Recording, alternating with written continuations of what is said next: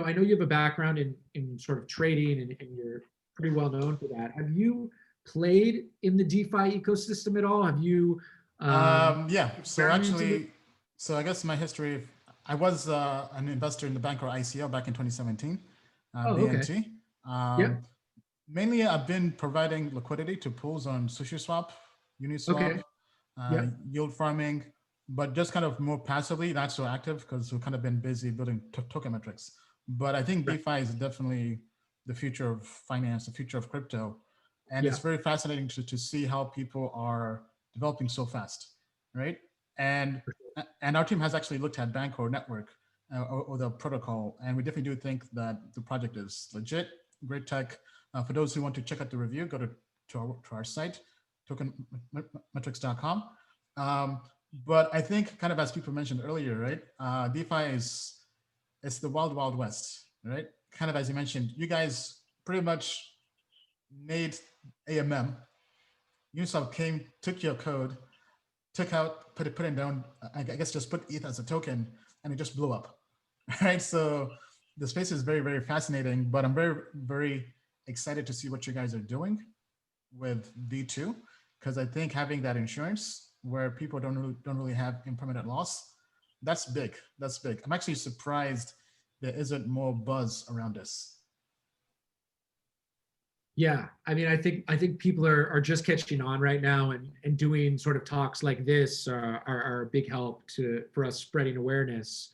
And so, how has your experience been on Uniswap and SushiSwap? Have you felt firsthand the impact of impermanent loss on your holdings?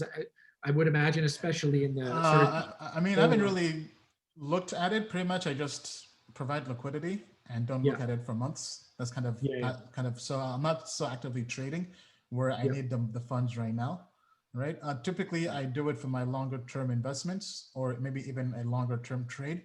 So if I'm trading something for a month or two, I would just take a small part of my portfolio, let's say 10 or 20%, and provide liquidity just to kind of see how this works, right? So, but I would definitely not put all my funds into one LP.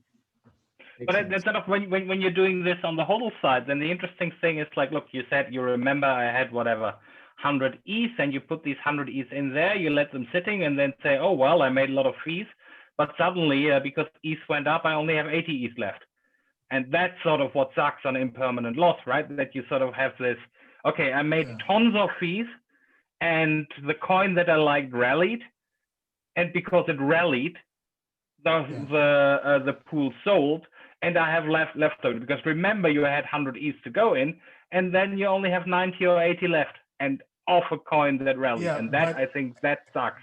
but it also depends on the other side of that pair, right? If the other token goes up a lot, right? So I think most people who participate, they they have to at least be very bullish on that pair. Yeah, but that's especially if you're bullish, then you lose a lot, because if you're bullish, yeah, your token goes up, and yes, you're gonna make some money on the dollar value of the token, but if the token goes up massively, instead of having 100, you started with 100 of a token that went up massively, you then end up with 20 or 30 of a token that went up massively, which is still up in dollar terms, but way different from what it did, what it was in token terms. So because it keeps on selling on the upside. Yeah, this is what the algorithm does. Whenever the token goes up, it sells it, and so you miss, by definition.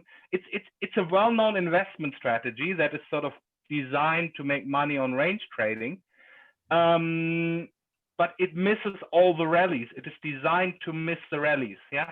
So whenever one token goes up, you just sell it, sell it, sell it. It's like anti-hodl, essentially. The AMM is like the opposite of hodl. It's basically a after bear market every strategy. move. Yeah.